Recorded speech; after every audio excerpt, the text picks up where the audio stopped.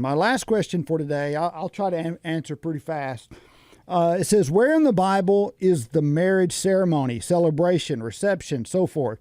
There are many scripture references to the importance of the marriage covenant and the roles of husband and wife. The person says, we understand this, and they're only referring to the marriage ceremony.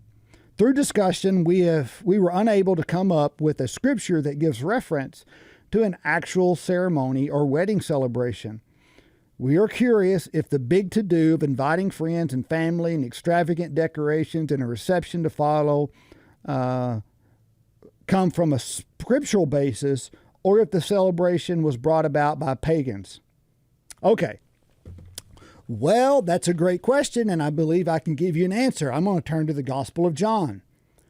And the very first miracle that Jesus performed was when Jesus turned water into wine at a wedding ceremony. So in John chapter 2, verse 1, it says, on the third day, a wedding took place in Cana of Galilee. Jesus' mother was there, and Jesus and his disciples had also been invited to the wedding. And again, when the wine was gone, of course, Jesus turned water into wine.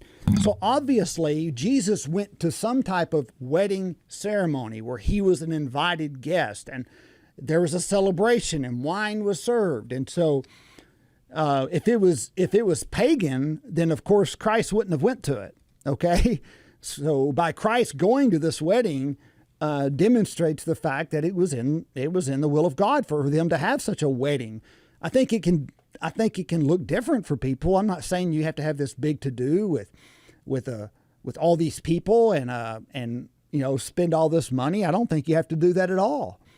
But we do see an example here in John chapter 2 of Jesus going to a wedding where people were invited. It appears to be a ceremony. Wine was served and so forth. And so I think that there is biblical grounds for a wedding to have some type of formality to it. And not only that, when you go to the book of Romans and you look at Romans chapter 13, Paul tells us, let everyone be subject to governing authorities, for there is no authority except that which is from God and which he established.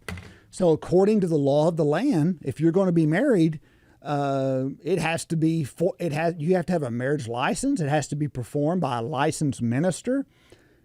And that's the law of the land. And what did Paul say in Romans 13? That we're to submit to the law of the land unless it leads us to do something that's against God. In this case, that wouldn't be against God. So I think that not only in John chapter 2 do we have an example of Jesus himself going to some type of wedding ceremony, I also believe that according to Romans 13, that we ought to submit to civil government and that we ought to be married by a licensed someone who's licensed to perform a wedding, and it ought to be done in the eyes of witnesses.